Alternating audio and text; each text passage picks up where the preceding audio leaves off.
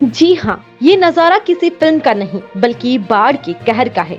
Video में नदी के तेज बहाव के साथ एलपीजी गैस सिलेंडर बहते दिखाई दे रहे हैं। बताया जा रहा है कि महाराष्ट्र के रायगढ़ जिले में भारी बारिश के बाद आई बाढ़ का पानी एचपीसीएल गैस के बॉटलिंग प्लांट में घुस गया, जिसके चलते प्लांट परिसर में रखे हजारों सिलेंडर बहाव की चपेट में आ गए। एक और वीडियो भी सामने आया है जिसमें पुलिया पर खड़ा एक युवक मेवाड़ी में कहता सुनाई देता है, पानी के साथ गैस फ्री। हालांकि दूसरे वीडियो की लोकेशन की स्वतंत्र पुष्टि नहीं हो सकी है। ये तस्वीरें देखकर ऐसा लगता है जैसे पुष्पा 2 का कोई एक्शन सीन हकीकत में बन गया हो।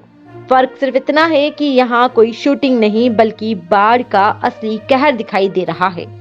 प्रकृति जब अपना रौद्र रूप दिखाती है तो करोड़ों की संपत्ति भी पल भर में पानी के साथ बह जाती है।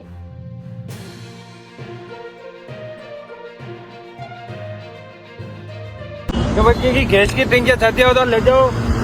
गैस की सोल्टेज आ रही है वो तो आपने तो नंदी बिहारी गैस की टंकियां की मोगली छावत्री मुन्नक देखो पूरे वो मुन्ने की न मारिया गैस की टंकियां ले जा रहा है इकड़े ताड़ ताड़ खाच रहा नंदी मुंह फुल सप्लाई फुल पाणी का अंडे गॅस फ्री गॅस का की बरं आहे की माग टंकिया की नंदी बिहारी टंकिया की नंदी बिहारी है बघा बघू शकता तुम्ही किती म्हणजे काका ही कोणती कंपनी आहे?